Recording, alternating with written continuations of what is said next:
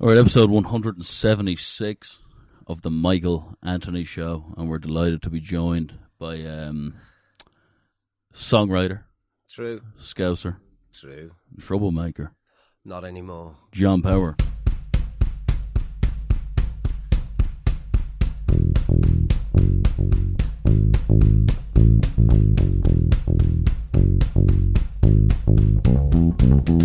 The sinking sand of despair, the smell of dread in the air. I'm head to toe in my own fear. I'm going to die, no need to cry.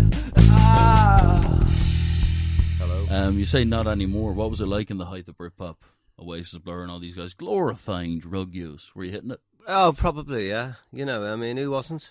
The whole industry was, if I remember rightly. Like, you know, I mean, from the record exec to the journalists. Did drug taking help songwriting? No, never. Oh, the only drug that helped write songs for me would have been pot, I guess. So would you get stoned before you sat down to Well, write a I get tune? stoned before I get up, you know, basically. Would you still? No, not anymore, no. I can't fucking smoke. I can't. Just because you grow out of that thing. But there's a whole subculture in Liverpool before I even left the city, which was like, you know, it was, we were like, you know, semi-flared hippie potheads, Scally, Matchhead, Pink Floyd, Led Zepp. You know, that was a big subculture going on. I don't know if it was going on anywhere else, weirdly. The Face actually did a big article on it. And then obviously it moved into like, you know, a psychedelic band sort of move. So, yeah, but I personally, you know, the question you said was, did anything benefit the songwriting? Yeah, I do think, you know, having a smoke used to help because it's not, well, I mean, the old pot was not like schizophrenic skunk. So you know the tune There She Goes by the Lads, and you're 18. Indeed. I even know the bass line. You're playing the bass on it. Yeah. Do you remember the day that was written? Well, I remember the day I heard it. So it would have been the morning after the night before, because I think Lee just kind of came round with it. Yeah, you know, I mean, it wasn't my favourite song when Lee played it to me. In fact, you know, I was like, oh, that's a bit girly, like, you know. Why do you think it's such a classic? Well, because this was just, you know, I was into Son of a Gun and The Big Black Car and I Can't Sleep, sorry, and things like Time of Smell. You know, what I mean is there was, you know, and then he went, da, da, da, and you know, it was only like, I think, when I stepped back from it, maybe a day or two or a week or whatever, we started, and you think, wow, this actually is an amazing pop song, you know. I got into this conversation with McGee when he was on the show about music v lyrics, and I'd be a believer that lyrics are essentially the entirety of the fucking thing. I understand melody and music matters. No, lyrics, because if it's just lyrics, it's poetry. No, yeah, but with that tune, it is poetry. It's there she goes again. Yeah, it's the concept of not being able to control the intrusive thoughts of the lost love. No, I get what you're saying, but I mean, a song, I mean, I have to say, like, a song needs its rhythm and its musicality and its arrangements as much as its lyrics, you know. You can't, I mean, otherwise, you know, it's just writing on a page. You could recite it, by all means, and the lyrics are important, but I think there's a lot more going on with that song and a lot of other songs in general, you know, that, you know, the actual clockwork ticking, the you know, the little cogs within it are all working perfectly. So it's you know, it's definitely a song, Michael. So when you start to write a tune, let's say Cast, Walkaway, or any of those things, does it start with the idea of what I'm trying to say through the music, or does it start with a guitar? It starts with the urge, need, and the want, and the aspiration, and trying to tune into the frequency of the song, because the fabric is already there. The tailor, you have to cut the shape. So firstly, you start to think of this. You know, you're somewhere subconsciously you're trying to write this certain type of song. Songwriting for me starts with me picking up the guitar and trying to dial across the frequencies to pick up something, generally a chord sequence or something, and I mean, I may just stumble vocally across something, and something I'll go, and it will catch my attention. You know, I'm going across the airwave with the dial, trying to catch something, And a lot of it is just background noise, or it's the wrong radio station, it's the wrong talk show. I don't want to listen to that. I don't want to reflect that. And then now and again, I tune into something that I find interesting. And then from there's a process for me where I draw it in, like, you start to pull it in. I mean, I do not write a song like from start to finish in one big bump. I may get most of it, but I'll certainly have lyrics to write. And I'll certainly have maybe a change here and there. Some songs, and I really mean, some songs have been on the back boiler for 20 years. But when you're writing Walkaway, is that anything got to do with walking away from the lads? Well, you've heard all they've had to say, all that shit. Well, is that what your message is? I couldn't say that it's not that, right? Because what happens is me, you, frequency, antennas, we absorb our experiences and we throw them out in certain ways. So, I had left the Lars, which was a big thing for me. Even I was young and resilient, but I mean, there's no doubt to be saying, I had no intention of leaving the Lars. Most of my time went in that band. So Walkaway would have been hanging around there. Maybe, they came out like that. Yeah, I mean, but I didn't go, I'm going to write. I tell you what, I'm going to write a song about my experience of having to break up with a band I thought we'd be together forever. But the story continues. When you write down the first sentence of lyrics, it becomes a story. Yeah, it does, you're right. And the story is interpreted by the reader or the listener. And Walkaway is not about, it's about a lot of things to a lot of different people. I put a bit of, look, whether that's about one instance in my life or whether it's about many instances in my life, being able to start afresh and to wipe the slate clean, to turn the page, to take the jacket off, to move from a negative experience, or, what I'm saying is most breakups or ends or when something finishes, it's an opportunity to start again. So all through my life, I've been using that energy. That's how I look at it. I try and look at all sort of, times that I've had to kind of, whether I've been hurt or whether I've just flitted through and danced through a situation, breakups, relationships, bands, fallouts, my own personal, times I've just been pissed off with who I am, and I want to change my thing. So it's about many things. Yeah, that's what I was going to say. Like, you come from Liverpool. I do. You're raised in the 70s, 80s, all that stuff. So many people become whatever, labourers, accountants, all the works. What made you the person who's up on a stage exposing himself to? Like, what was the moment, 12, 13, that you go, I've the bollocks to expose myself? Dad. I remember asking my dad what was the greatest football team. And he was like, it's Liverpool, son. Bill Shankly. This is when I was a very little boy. He obviously didn't know about the Busby Babes. Well, he did, actually. That's why he said Bill Shankly. But anyway, we'll go on to that. And I can see you getting a bit hot under the collar there, because I mentioned Liverpool. But I'm not going to make this into a partisan conversation. No. So the question was, I said, he said, Bill Shankly, Liverpool. And it was just on the, that time, might have been 73, it was, it was just before Keegan and Toshak and all that. Yeah. The Cop singing. Well, they're all moving in tandem. Well, yeah, it was an amazing thing. It was an amazing thing. The Cop pre-popularisation is nearly more impressive than it is now, though. Yeah. The Cop in the 50s. Well, I seen it. I mean, I spent most of my time when I first went to the game watching the Cop. I mean, because it was such theatre, such an energy. But anyway, he also said, who's the best, who's the best band, music, and it's like the Beatles, son. And like, where are they from? Well, they're from Liverpool. Not only are they from Liverpool, they're Irish, but they're from your road, John. They went to your school. I mean, John Lennon went to my school, or I went to his school. Yeah, it was a very, so the Quarry. What's it called? The Quarry Bank. It was. Yeah. But the point I'm making is that these things didn't, all of a sudden, it didn't feel too far-fetched to be the greatest whatever, because I just thought, oh, right, okay.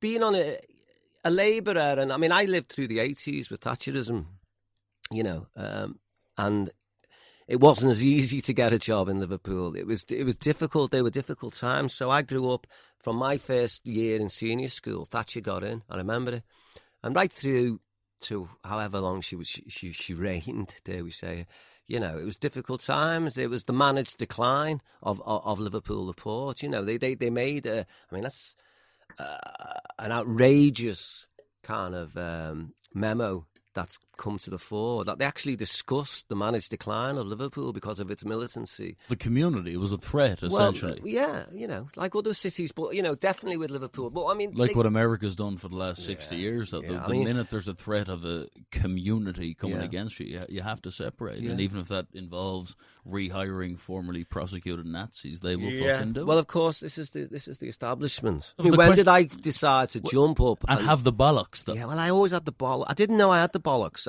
You know, I mean, it wasn't like, you know, when I first got a bass, started playing some music, you know, it wasn't about having bollocks. It was about just living the dream. You know, it was like a band. What about the women, though? Did you find yourself getting more fancied because you were a musical guy? No, I was never about that, and I mean that wholeheartedly. It was like about a cosmic journey. It was about, like, you know, what music does to you. I knew the power of music because it had moved me all my life. Listening to music, listening to songs. They weren't hip songs. It might have been Top of the Pops. It might have been from my mum and dad's record collection. Some of them may have been hip. My brothers had the Stones. I mean, what I'm trying to say is music. Even, you know, sing Hosanna, da, da, da, da, da, da, da. You're like, you know, music has been the backdrop of everyone's lives. Nursery rhymes, go to sleep, my little darling. Whilst you're saying that the seriousness is taken out of life, the bullshit kind of persona we put up to pretend. I've always been, and, you know, it's not a cliche, but I always felt like, I've always felt a sense of wonder with the world. And even when it was shit, and when a lot of friends, when I look back, you know, they were cynical at an early age and sceptical too, where I never had that. I always thought there was something ahead of me, you know. So the music was just, when I fell into the music. What do you mean by the friends were cynical? Well, I just remember I've had snippets of some lads I used to, you know, I grew up with on the street corners and hanging out and spending all our summer holidays kicking cans and playing hide and seek and just messing around. But I can remember, it's funny, I get little snippets back of talking to certain, not even people who were close mates or whatever, but just there was, when I look back, there was a cynicism, a pessimism, shall I say, of like, when I used to say things like, oh, you know, don't worry, it's going to get better, or we're going to do whatever I would have said in my... I can remember some people being like, what are you talking about, John? You know, life's shit, dude. You better get used to it. And I never believed that, even when life was shit. You know, I always thought there was something ahead of me, you know, and the music gave me the opportunity to not work in you know, in Fords and doing night shift and shit. Does that come from good parents, though, as well? Like, although there might have been whatever. Yeah, no, well, there was a lot of, you know, my childhood was not... You know, it was volatile, but... In terms of what? Just in, you know, I mean, family life was, you know, was volatile. You got someone working. Getting smacked around by the alpha? No, I never got smacked around like that. But the boys on the street corner probably were getting smacked around. Well, maybe they did. What I'm saying is life was tough, you know. It was hard to make ends meet. Your dad was doing shift work. Your mother was doing this. Might have been doing a bit of gambling. Might have been a bit of that. There was rows in the house. You know, just normal. It sounds normal. But by telling you John Lennon is from the road and went to the school, it's giving you the optimism. Other people's parents would have been saying John Lennon's a fucking revolutionary communist con. Yeah. No, my dad was he gave me a lot of... he put me right on a lot of good things, like, you know, about, like, don't join the army, mate. You know, you're going to fucking... You know, you're going to spend your life in school getting told what to do, and then you're going to go and join the army and get told what you're going to do for the rest of your life.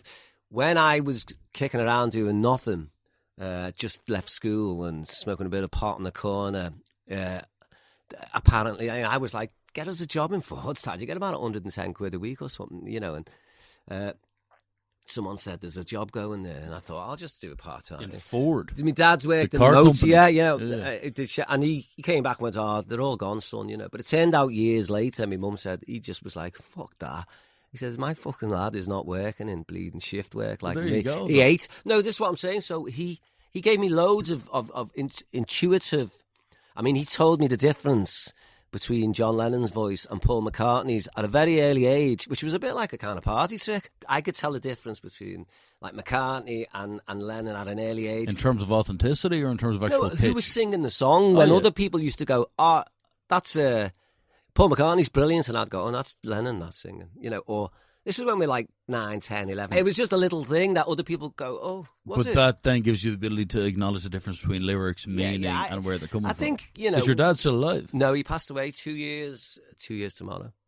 And was that sad, or do you get to a point of do you get to a point of stability where you're cool with it? Well, I mean, I'm cool with it because life goes on, I mean, the relationship with my father is he's still, I mean, when you think about these things, once you grow up, you're not with your parents 24/7. So most of my relationship with my dad was, I was living in London, he's in Liverpool. So I'd see him when I'd go up. The only change that's happened, the only change in our relationship is I can't go up and see him. But when you were the band, was he proud? Oh, he's massive. He was into rock and roll, my dad. Eddie Cochran, Chuck Berry. I mean, massive. Did he ever criticise his tune and go, that's not you? Track 8 on that album? Very, very rarely, no. I mean, my dad used to be a great singer, people used to tell me. He used to get up in the pubs, sing rock and roll, and all that. And I think his dream would have been, I think he was living a bit of his dream through me, because his lad, instead of he had a tough upbringing, my dad. Like very tough, sort of, Irish immigrants. Ration, grub and all that kind of gear. He was like poor of the poor, I mean, he was like lived on the streets pretty much, institutionalised at a very young age. His mum died when he was about 7. And I always remember him saying, what was it like, when you... I thought he was going to say, I really missed it. He said, no, I came home from school when I was 7 and I never ever got fed. I never ever got me tea on the table again. Which is really give me a good angle at it. But what the point I'm saying is he loved rock and roll. He loved music. And I think the fact that his son was in a band, and not just any old band. I mean, he'd come and watch me in a cabaret band playing in the pub. But a good band. More than a good band. The Bloody Lars, And Lee was stunning, and it was just, I can remember we were playing the Irish Centre, actually, in Liverpool, when we were no one knew us really, but it's quite a big venue, what we considered at that time.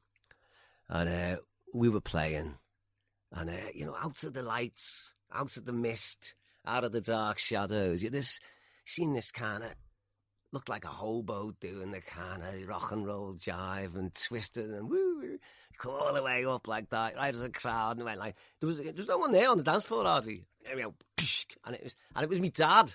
I was like, oh no, when I'm playing the bass, I was going, oh no, and I was dead embarrassed. And then after the show, Lee was like, was that your dad? I was going, yeah. He's going, oh, it's fucking brilliant, him, So, why did Lee shun away from the whole thing after that record? It's obviously such a commonly asked question. No, yeah, I mean, Lee never shunned away from it, from anything really. Lee's still doing his thing, man. I know Nearly that. too real. I just think Lee wrote them tunes, man, and he was a rock and roller at heart himself. It is what it is. But it is that he just rejected the concept of commercialising music, was it? I guess so. It's a deep one. I mean, we were young. The process of recording was not really, although, it just soured. Each recording session paled the next one. And it's slowly lost its colour. It slowly lost like the producers getting too involved? Well, it started, I think what happened with the Lars, it started with the wrong recordings, with the wrong producers, trying to capture organic, if that's the right word, authentic, esoteric performance. I mean, I think the Lars, I've kind of come to understand that the Lars really needed to be experienced in the room. You needed, if you were one of those lucky folk who sat around or was in a bedroom or in a dive or in a little, and you were with the Lars that night, then you know what the Lars were. the rest of it, I just think it was an experience that, and that's what it was. You know, I mean, I don't think about lost recordings or what could have been or what should have been. I still have, you know. But if you met him now, is he still like a musical man? Oh God, of course he is. You see these things that, you know, that I'm lucky enough to be involved in the way I am. You know, you don't pick them up and put them down.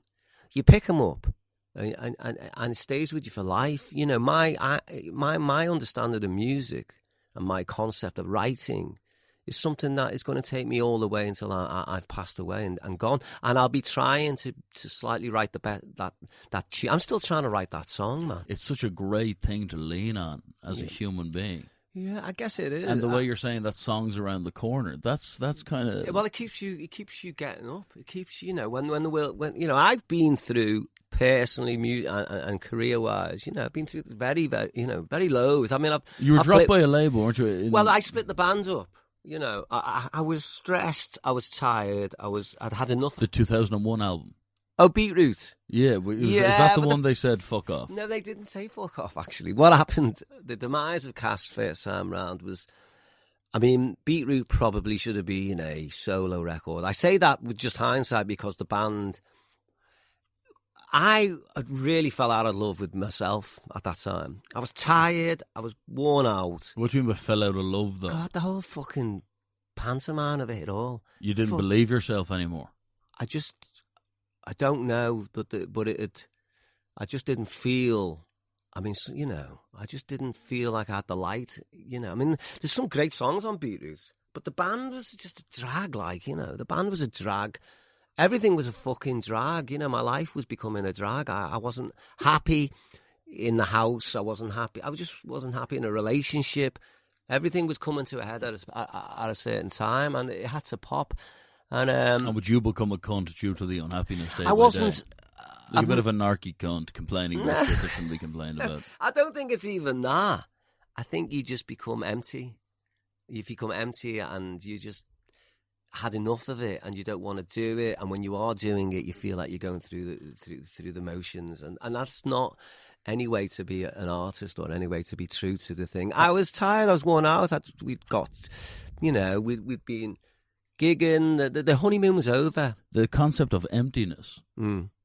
How do you refill emptiness? It takes a while. What I'm saying is that the emptiness is the void. You've used up the light, and you're going to have to somehow, you know, it's like what I started out trying to do was not what I was doing when we ended.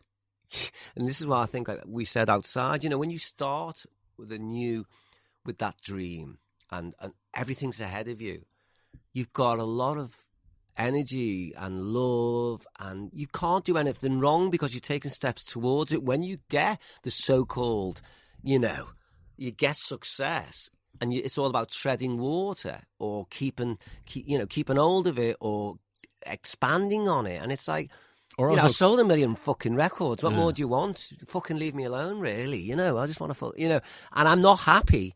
So that's a load of bullshit, isn't it? So be on top of the pops, sell loads of records, people think you're you know. So when it comes to the cunts who can keep doing it, is because I don't know if they're cunts. There's an element of soullessness, and the reason the Gallaghers fought, and the reason that all your bands and the Beatles even fucked each other fucking off, is because they're kind of northern Irish immigrants who have that soul. Yeah. And the reason that Mick Jagger's still dancing on a stage is because underneath it all, they're imperialistic southern bastards. Well, I mean, and Bono is a fucking Londoner in disguise. Yeah, I do. Well, you know, I mean, you got a good angle. I mean, unfortunate thing about Jagger is him and Keith Richards are just fucking amazing. But I do get what I mean. You know, I like the angle. If it's real, surely after 40 years, you're just flogging the same shit. You turn around. Well, we're cheating the system. Well, look, I dropped out. I disbanded for nearly a decade. I didn't play any of Walkaway or All Right. I couldn't because I couldn't bring myself to. I wrote some solo albums to find my mojo again. I played on my own. And I went back out after about 4 or 5 years. I started playing again. And I'm telling you, you know, playing at like a fucking wine bar in Birmingham on a Tuesday night. Were you up to that post-cast? With 2 people and a fucking dog. it is, you know, you can question everything. Now, if I had an ego, that's where you'd put it down. Then I realised that I wasn't performing to a crowd. That every song I'm singing to me. I need to do this for me, not for anyone else. And slowly, I started feeling it again, started building it up. And the band have just released probably the most exciting record they've made in 20-odd years. Easy, actually, no doubt about that. And you're supporting Liam Gallagher and all that stuff in the without summer. With Liam Gallagher, which is massive shows, you know, it's massive. And there's been a real good energy in the band, but it comes from, you know, it comes from... Nobody's talking about the times when I was on my own. How much of it is financial, though? Like, it was fucking... but cast is big, then you can afford to come down. I know you can't, actually, because this is the thing. People think, like, you know, you have a hit record or something and you mince it for the rest of your life. Well, it doesn't work like that. I mean, anyone who's in the music industry will tell you how quick royalties dry up, right? You know what I mean? And, you know, if you earn a big load of cash, now I'm not moaning, half of it will go to the tax man. The other half may go down on your house. I mean, most people earn how much a fucking year? You know what I mean? I'm just saying, you don't have that stability. It wasn't ever about, like, I've been skinned. I've been skinned since cast. Yeah, when I had a very barren decade where I was earning fuck all. I mean, literally fuck all, like, you know. But did the royalties not get you through it? No, because what happens is you have periods where all that dries out. I mean, a lot of people make their money now from playing musicians from live, you know, because, you know, that's probably where people, I mean, a while back people weren't buying records, were they, and all that. But now they are again, you know, vinyl. But I can remember, I think, when digital first came out and post-cast, people, you know, I mean, people were giving the fucking records away. I think Radiohead and U2 just fucking give them away, didn't they, to... Apple, no. I mean, you've got to be big enough to do that. Yeah, look, the financial thing is, don't get me wrong, you know, you've got to pay the mortgage and you've got to live, you know. But I only want to live comfortably. If I can pay the bills, I'm a happy man. And I'm not, like, in it for, like, fucking the pearls and jewels. I just want to fucking get through this fucking journey, which is called life. And I'm, you know, whilst expressing an art, and I say this to my kids, and I say it to friends, and I say it to anyone who ever listens, follow your bloody heart, right? If there's something you want to do, then do it.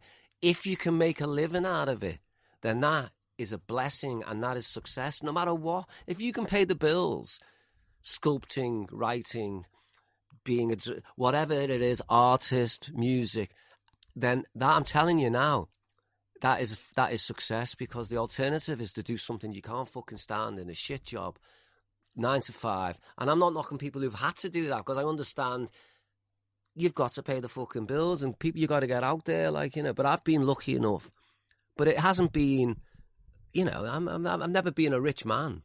Do you remember, if you know what I mean? But I'm a rich man, if you know what I mean. Do you remember the first woman that you loved? Me mum. No, but bar that, like Molly McKenzie breaking your ass back of the chippy. Is that not what calls a songwriting? Yeah, I mean, oh God, yeah. I mean, I had crushes on girls from a very, very early age, you know. But from about the age of 4. They're the start of the story, aren't they? I was always, I always, you know, there was always a girl who was just beautiful. And I had 2 older brothers, so there was not much femininity in our house apart from my mum, who'd get really upset when people come on and turn it off, because, you know, she'd be sitting there with, like, 3 lads and a husband ogling, you know. So it was always a bit like, you know. So just girls in general. Has the pursuit of a woman just always been have you ever had a loveless period? 2 years of not fancying or being with anyone since you were 16? No. You know, there's always been someone to be after. Yeah, I mean, I guess so. I mean, I'm in love. I'm married, and like I'm very lucky to have found what I consider to be my soulmate. I've been married prior and previous. I know how difficult it is to break up and to maybe get it wrong. You know, I mean, and a lot of people do. I mean, my mum and dad were divorced. You know, it's like, you know, a lot of people, you know, everyone in every relationship, you're looking for the good bits in them, and everybody's got good bits, and no one means to hurt other people, you know. But the way of life is, if you are true to yourself, or if you ever meet the right, the person that's just bowls you over, then there's nothing you can really do about that. You just have to go with it. You can't. I mean, when it hits you, and there's nothing you can do. Do you think it's a love of being loved, or it's? I think there was that. That's a neediness, isn't it? You're quite right. I think we've all suffered from that somewhere in our life until we realise that love is not about possession, or it's about being free enough to give it away if need be. Because you can't have your talons in someone you love. That's more about control, and that's you being needy as well, and all that. So look, I've been needy. I've made I've got it wrong, and because I didn't know who I was myself. Really, I think you have to be at ease with yourself to be at ease with other people. Now, it's very difficult to be quiet in a room. Sometimes you feel you've got to talk to people to make them feel comfortable.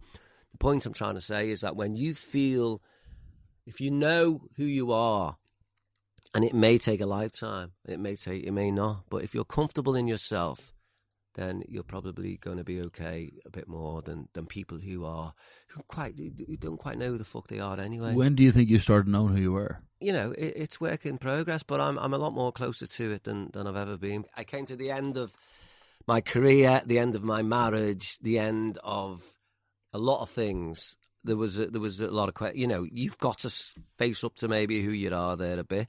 Then you carry on facing up a bit more to yourself when you're acting a goof. There's a time to rein it in, John. There's a time to be at ease with yourself. The ability to go back to a default state of comfort, regardless of what happens. It's called humility. Yeah, musically, I've got that. Romantically, any of the above. Well, you're fucked if you can't. But if you can't come back to what you know. I mean, the thing is, there's a part of me that's always been me. Right, and it's ageless. At what age do you trust who you are? Well, I think that this is a good question, because there's a part of me that's always been there. If I think back all through my life, and actually, if I'd have listened to and expressed that part of me, I'd have been a much more. We end up doing things via peer pressure, via what people expect from us. We're a bunch of habits, a lot of us, and we play to the, your friends even will expect you to act in a certain way. What's up with John tonight? He's hardly said a word, or whatever, when he's normally the life and soul of the party. And so you end up trying to be the life and soul of the party. That's not me. I'm just saying it could be anyone. I'm using an example. So there's a part of me, though, there's a John who's nameless, who's inside me, and he's the divine spark. He's a little fraction of the whole, and he's never got older, and he was never young.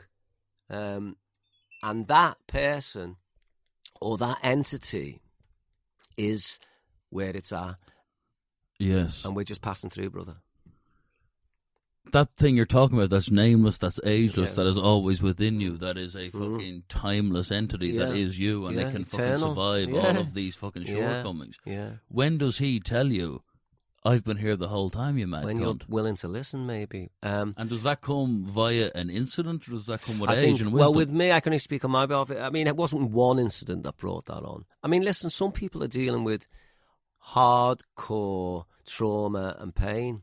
Now, I don't know what that does, and people build things and and they act in certain ways. Was there one point, if I'm honest with you, this is what I'm going back to the conversation when I said I was never that pessimistic, I was never that cynical, apart from maybe how I learned to be like that from people on the streets, or people on your peers saying, being critical and cynical of things, and so you kind of look at the world a bit differently. But if I'm honest with myself, there was always a deep beauty in me that I was aware of, it was okay. It was good. The world was mean. The world is mean. The world is vicious and traumatic. You only have to look out the windows today. What's going on? War. Promoted and funded, and any glimpse of any sort of gentleness and beauty is stomped out by the powers that be. So, and if you even want to make it more relatable, just people walking by each other on the street in a fucking packed street shows that exact thing you're talking about. This dismissive nature of forgetting the fact that we're both. Yeah, well, we've got it all in humans. common, and we're all one. I'm now spending most of my time connecting to the fact that I am like eternal, and that like this is just flesh and fucking things, and that I live forever, and I'm part of everything and everyone. And, you know, if you can keep a bit of that in you, I've still got habits, like, you know, someone shoulder barges or someone. That's what all of you guys represented. That's why we all listened, though, isn't it? That's why we all listened and put the earphones in and are moved by it. And that's what the tunes mean. And that's what Noel Gallagher meant when he wrote Live Forever. And that's why he described watching Cast as a religious experience. Love is the call. Is the reason I called, you know, is because I can't think of anything that's more important to say to strangers and to friends. I can't think of a word that contains the frequency or the ambition and potential of all of our I mean, we spend a lot of our life in a low frequency wave, and it's difficult because, I mean, that's what's out there. When really, you know, I mean, Tesla was right. It's all about frequencies. And I mean, your consciousness, you've got to raise it. It's very difficult, you know, when the world's telling you to keep in a low quagmire. So the war isn't really the guns and the helicopters. The war is the people who understand that love is the answer via the people who pretend the hypnosis of materialism is the answer. And the likes of you have been it's sacrificial, you know, lambs, man. Dark forces. And the people before you, the Jim Morrisons and the fucking Janis Joplins, they died in the name of expressing love, although tormented and fucking viewed as demons and devilish. Well, they died in the name of love, these people. Well, that's a good way to go. It's better than living till 85 and being a miserable cunt. Yes, no, this is true. I mean, you've got to, you know, this is what, you know, what was the greatest, the thing is, you know, we're all fucking going to die. I don't want it to get dark. We are going to die. That. But we've got to kind of like, you know, you've got to live and give something back. You know, you've got to, what do you gauge your richness? What do you gauge your success is what I'm saying. I'm lucky enough to kind of being able to say, you know what? I had that sort of dream. You know, a lot of people think celebrity and all that stuff is, I mean, it's a fucking joke. It's a hollow horse. It's a fucking charade. It's a facade. It's theatre. And it's peeling. The paint's peeling off it. It stinks. It's got damp. It's fucking... That's moss, John. It's not a good place, like, to be. You know... And people are on TikTok trying to fucking nail it in fucking 2 minutes. Let's not get into that because I spent too many episodes and I've listeners getting on to me that they're saying, listen, you used to uplift us, now you're just making us feel bad. Because I've descended into cynicism due to a complete alienation from this society. And I want to connect with that thing of it's beauty. Love. It is about love. It's about beauty and wonder. And the first thing is, though, that we are told... And we are marketed from a young age and all this stuff. And all I'm saying is that deep down, you know your values. The trouble is we're scared to express them because we think we might be a victim because, it's just so fucking mad out there. You got to do this, you got to do that. I mean, you know, what the fuck are these leaders doing? You know, we're going to vote them out. It doesn't fucking matter. So just look after yourself, not in a selfish way. Nurture your being. And I tell you right now, if you can just get yourself above the curve in a frequency, you will feel better about yourself because this shit isn't going away. It's fucking here to stay, man. So you have to raise your frequency because half of it's an illusion anyway. Do you know when you're brown-haired and you're in the bomber jacket and it's 1996 and you're in your peak? Does that John that you said you always knew, he's still there, he's still in there. He's less vocal? And you kind of going, I'm going to be the Calyx, I'm going to be a rock and roll star. I mean, Britpop. Is he still fighting him even then? Or is the John who is the John making him pursue his dreams? If you look at our songs and things, it was all about that. Fine Time, Change, I Guess I'm All Right, Sandstorm, Confusion, Frustration. I mean, they were all trying to be...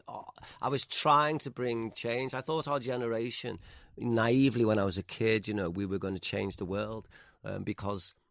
It seemed so easy to a child, about the starving millions and the homeless and the unemployed and war. I mean, it's fucking dead obvious. So there's obviously bigger forces keeping it all there. That John in 1996 was trying to be true to it. And then after, obviously, you know, being part of the industry for so long, and, you know, you start to kind of like lose your way a bit, you know. We were all stoned. I was trying to be there's a character that comes in. Yeah, were you ever trying to be the character who was the successful musician? Whether I admit it or not, there's no doubt about it. It will have rubbed off on me because... Were you letting your morals down? Were you becoming adulterous and shit? No, it wasn't about that. I'm talking about just being... What is it that you're aiming for? As I said earlier, when you're starting with the songs and you're starting with the dream, you know, when the dream becomes a little bit... I mean, it's why the Lars broke up. You know, when you start to see... It's like, this is just... Not, you know, I mean, being in the band after all change and probably Mother Nature calls. I mean, really, the rest of it, fucking, I don't know whether it's through trauma, but if I speak to Keith and Skin, they remember everything, people's names. They say, I hardly remember any of it. I don't know whether that's self-inflicted or what, but that says a lot. It's like a bad childhood. I fucking blunked it out. You're a huge Liverpool fan. I am, yeah. And isn't it weird the way modern football's now on its knees? Players, or as you said on TikTok, they no longer care as much. It's become a very individualistic and anti-community sport. Wouldn't you agree, though, that although United and Liverpool hate each other... Well, we don't hate each other. Isn't it becoming, do we? And as hate and love tends I used to do, hate Man United when I was isn't a it kid? becoming a love affair now, though? Yeah, well, because the values of the supporters are more aligned with the reality of what we all signed into than what it has become now. The two clubs, unfortunately, and have never been closer. No, well, the thing is, though, this is what's strange. I think deep down, if you go beneath the surface, like United and Liverpool, you know, although there was, you know, deep rivalry, you know, I mean, I can remember it, and it was, you know, we fucking didn't like each other. You know, it was really fucking, you know, it wasn't pretty, like, but there was a begrudging respect, I guess, if you were honest. I've got to the age where I can accept that. Because of the, you know, because Liverpool dominance and Liverpool's socialist values and Shankly and Paisley and all that, and you had Busby and then Ferguson was someone who respected the Shankleys and the Paisleys. Yeah, well, you know, Busby, you remember, people forget, was he captain of Liverpool or something? And played for City. You know, yeah, but I mean, let's leave them out of it. Like, let's leave those demonic, you know, people out of it. But there is a mutual the point romance. I'm trying to say, there was this thing, and I think, you know, at the end of the day, I mean, we are all football supporters. Although I see through the circus now. We all hate Scousers, is what I'm saying. But what I'm saying is this. I don't know if we do. I mean, look, I mean, it's difficult for you. I know it's difficult for you at this present moment because United are so all over the show, you know. I mean, the FA Cup final still to come. They can still perform on the League day. Cup winners last year with an FA Cup final still to come. Okay, well then you're brilliant then. But if there's two major trophies in 2 years... Why were you looking so forlorn and having... Why did I have to offer you my shoulder for you to lean on when we were outside? Johnny Evans is still playing. But the fact of the matter is we win the FA Cup. You know, the point is, you know, you've had great success. And you haven't got your stability with the owners and your manager at the moment, and you haven't got your identity back. Okay, whereas Liverpool have got their identity, but we spent a decade looking for it. So you know, I tell you what was a mistake. Klopp announced it too early. Maybe it was late January. What was he doing? Especially if Arnie's lot is the replacement. You could have got him in a week. Well, we'll soon see. I mean, I thought Klopp's announcement was we have a fucking development plan which Alonso's coming in and we're keeping the greatness. Honestly, why did he announce it? Just because, you know, I know it's hard for you to maybe appreciate what I'm saying, but the managers use a lot of that. I just think if I was a Man U fan, I'd say nothing and just fucking. I just, you know, enjoy your run, like, you know, enjoy Mourinho. Good. Well, he was, you know, someone's got to. Wasn't back by the board. I'd actually welcome him coming back to the club. You're looking for me to give you like? No, I'm looking for unity. Like I'm a huge, I'm a huge respecter of Klopp, but I think Klopp that great, the one thing that Scousers and they don't differ very from generalising. No, they differ from me. Is that if I'm a Liverpool fan? Well, you're neither. What do you mean? You're not a Scouse or a Manc. You don't think Manchester's founded on Dublin, Ireland? I don't. You're now belittling Irish emigration. Well, I believe I'm an Irish citizen. You have an Irish passport? I'm an Irish citizen. I'm as Manc as any Manc there is. My dad was Irish, so you know. Yeah, they all were. If anything, I'm more Manc or Scouse than any of you because we were actually founded in the streets of Dublin. Yeah, look, you know, I get it. Look, my point is this. If I'm a Liverpool fan, I'm calling it fairly, and we're going, Klopp was great, but he announced it too early. Well, so what? You know, we're only human. He's made a mistake. Big fucking deal. But would you agree it was a mistake not to announce it mid-April? I wouldn't change anything. His announcement of leaving was wild. I wouldn't change anything. I wouldn't change anything. Got you see, because firstly, I can't.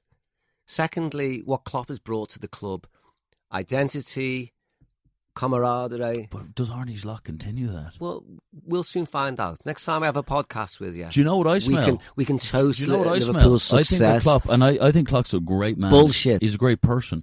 I think That's what you smell. No, I think he fell out with the Man board. United bullshit. No, I think he fell out with the board. Well, and I think he's too loyal to say it. And I think he fell out and he said, fuck this, I'm announcing it, and I'm also not contributing to the next managerial appointment. Okay. I think Klopp fell out with someone. Well, you know that thing about opinions and I think it was like the property everyone's got one. Listen, mate. It will come out in a book. I'm sure. Klopp fell out with the Scouse board. Well, I'm sure. No, I think he's ready. He's tired. He's worn himself out. He normally does 7 and he's the leave's too weird. No. He leaves you with a public announcement, and then why are you you're so stuck up in arms over it as a Man U fan? Why? I'm a Liverpool fan. I'm cool. But you're talking about regrets. I haven't got any. Yeah, you don't believe in regrets. Well, in life on any level. Look, yeah, but then there's a time to put them down. If you can learn from it. I mean, yeah, I've done loads of things I wish I maybe didn't do. But the point is, I'm not living now. I can't carry them through the rest of my life. I wake up. I answer to it. I deal with it. What am I going to do about it? And then I decide. And then I have to put it down. You can't carry that weight for the rest of your life. There's no intrusive thought from 30 years ago that still has a I get the odd wisp. You know, but the point about your mind, right, is that, you know, if you attach yourself to that thought, then before you know it, you're reliving it again. What's the fucking use of that? And you're in it. Well, what's your the use? body's in it. Yes, but I mean, here's a question: what is the use of it? Because I mean, you can't change it. It's already happened. You know, so the only positive thing from anything that you regretted is the fact that you learn that lesson and you move on and you free yourself from it. Don't be too hard on yourself, everyone, because fucking hell, you can't live in regret and you can't live with the weight of that. You know. Every day, every moment is a new moment. And if you got the understanding, it's only fucking society telling you that you're guilty. You're guilty of that. You need to carry that. The law of karma tells you, well, I don't believe it, actually. Would you play the listeners a tune? I don't know. Have you got a guitar? Is it in tune? Yes. Well, we'll soon see, won't we? I don't know. What type of songs you want? New, old, whatever the fuck fits. The listeners love music. There's been people on here, and obviously you're it's be a huge honour. This new gear. I don't know if I can remember the words. You might have to cut it out. I'd like to think that I could stay like a... What would it be? I'd like to be that I could stay... What are you playing here? I don't know. It's a song I'm just writing. Are you writing live? No, not writing it live, but it's... Play Bluebird. Oh. Okay, let me... It goes like...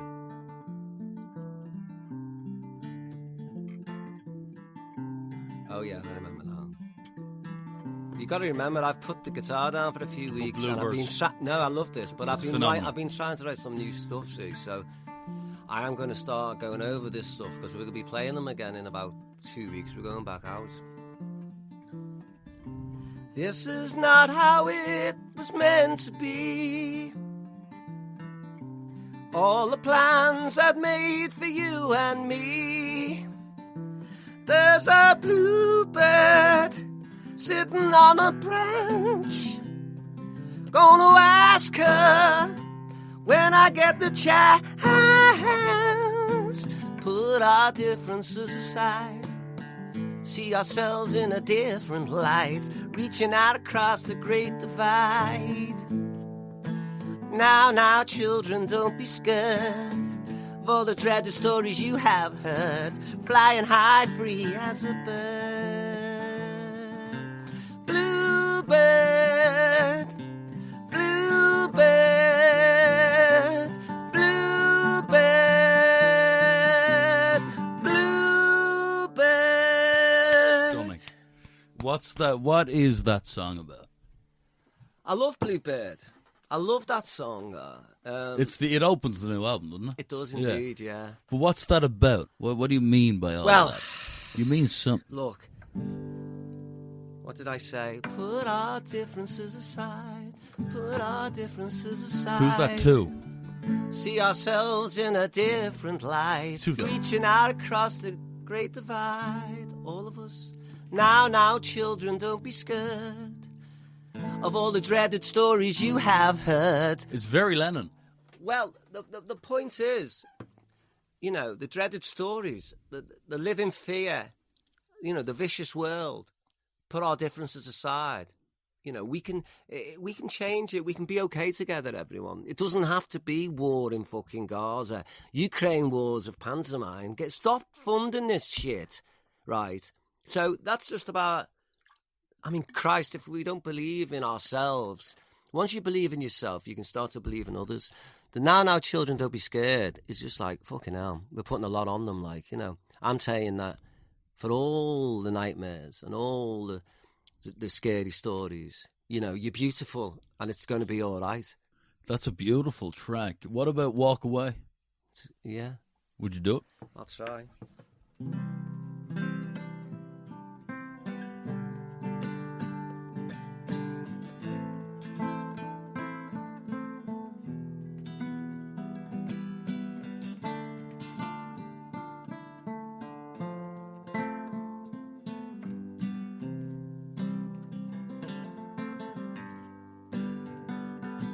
If you've said all you've got to say, the words just slip away. Walk away, walk away. If you've heard all they've got to say, and the words just look away, just walk away, walk away, walk away. That's what they say, what they say, what they say, yeah. Gotta walk away, yeah. If you've been where they wanna go, seen all they've got to show, walk away, walk away. If you've played all the games they play, played them yesterday, walk away, walk away, walk away. That's what they say, what they say, what they say, yeah. You gotta walk away,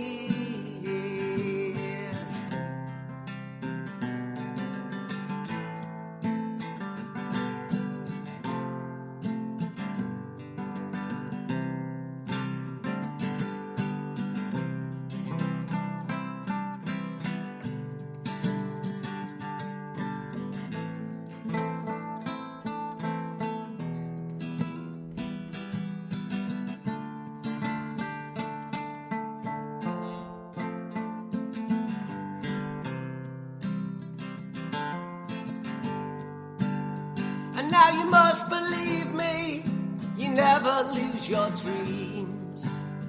And now you must believe me, to never lose your dreams. If you've proved all you've got to prove, nothing left to lose, just walk away, walk away. If you've done all there is to do, now there's nothing there for you, just walk away, walk away, walk away. That's what they say, what they say, what they say, yeah. You walk away, walk away, walk away. That's what they say, what they say, what they say, yeah. Gotta walk away today. It's a beautiful piece.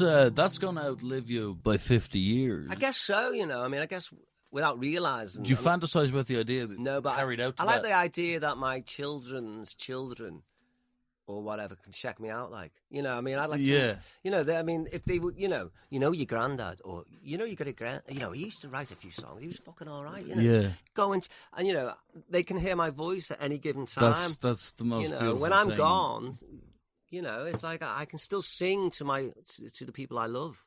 Yeah, that's what the whole thing's about. I never thought of it like that, but I mean, there's a record of my life. When I say a record, I don't mean, you know, a vinyl. I mean a record of my life. I've often thought about all the people who led up to me. You know, all the people from way back, lovers, you know, they had lives. They worked the land. They might have went to sea.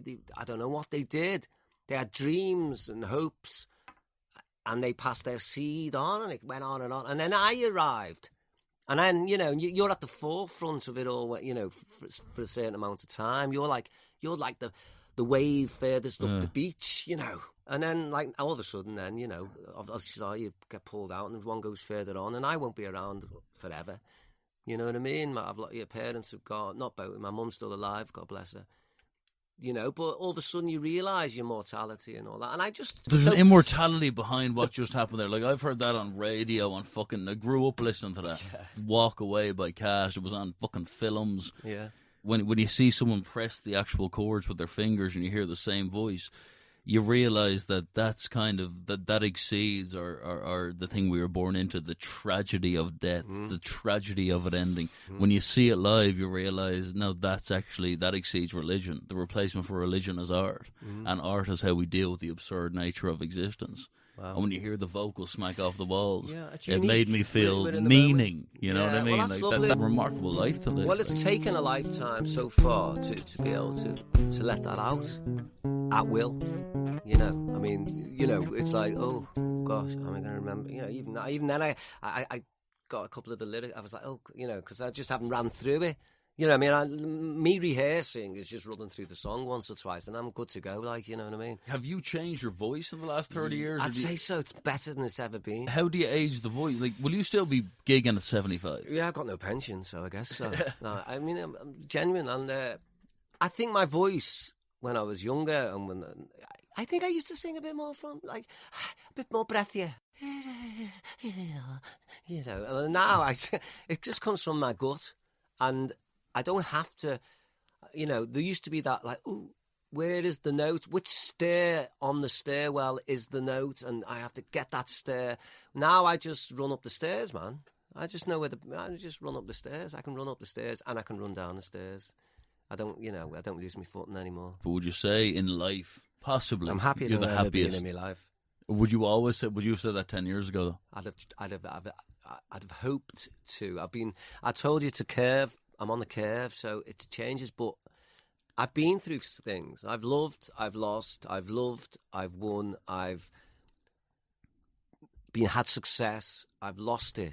I've dealt with this, I've lost, I've loved, I've lost, I've done a few, I've lived a life. It's not over yet, but, you know, I've got things to gauge against. I now know the simplicity of it all. I now know what's of value. You know, and I now know that, you know, the freedom that this music and, you know, I know what's important. Trust me, you know, when you're, you know, it's the old adage, like, you know, when you're on your fucking deathbed, there'll be a couple of things you'll be thinking about. So I try and spend my time thinking about them now while I'm alive. Funny thing, what was it, Freud? The seed of ambition is passed on through the generations until finally fulfilled. And I used to think,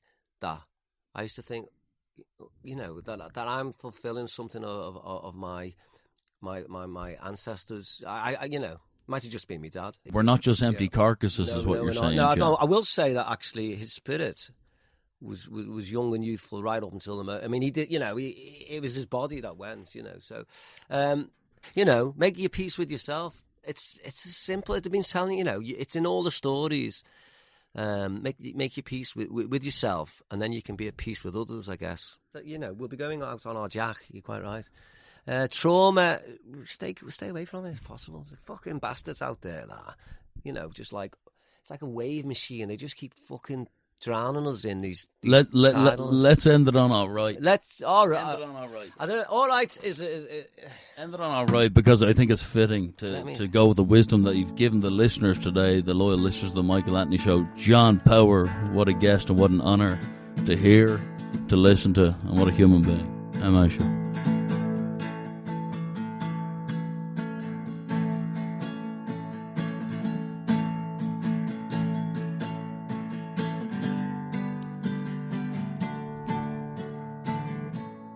Guess I'm alright. Guess I'm alright. I guess I'm doing fine. Guess I'm doing fine. Do you think I miss you? Do you think I care?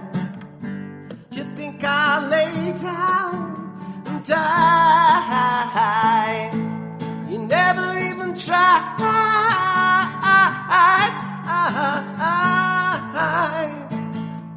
You never even tried.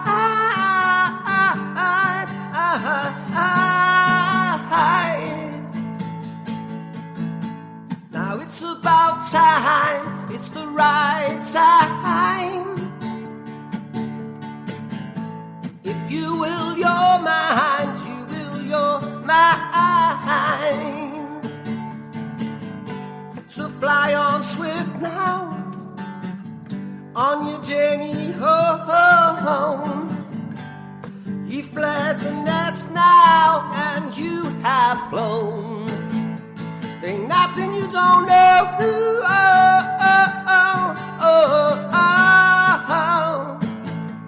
Ain't nothing you don't know.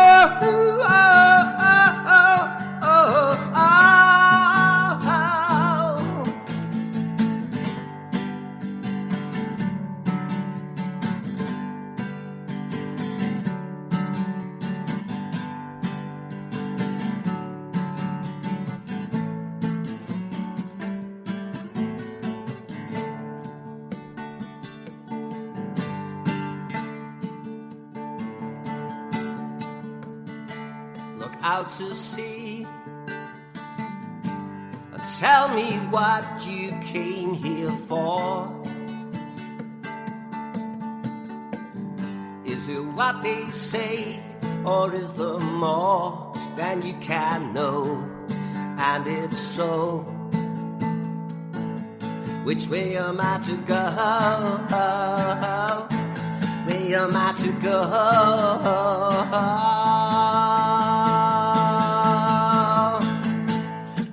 I'm alright, guess I'm alright. I guess I'm doing fine, guess I'm doing fine. Can't see no reasons for not pushing through. So make like the wind, it's blowing you. There ain't nothing you can't do.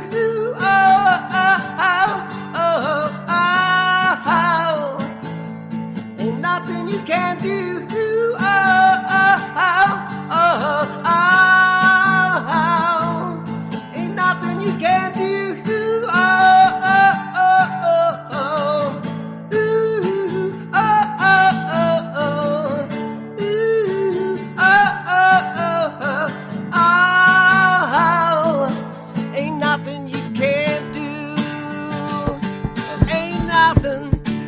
nothing you can't do. Absolutely beautiful, and it sums up the message. John Power, what an honour to talk to you. What an ideology, and just I appreciate your openness, and I appreciate you coming on the Michael Anthony Show. Cheers, thanks very much. MA Show, cheers. Yeah, man. You know, is it therapy? Are we all in therapy? It's been how many years, my boy? Audiobook started shorter than you audio still books. don't know my tears of joy. No need to go, just take it slow. Podcast. And have you heard the Michael Anthony Show? Show.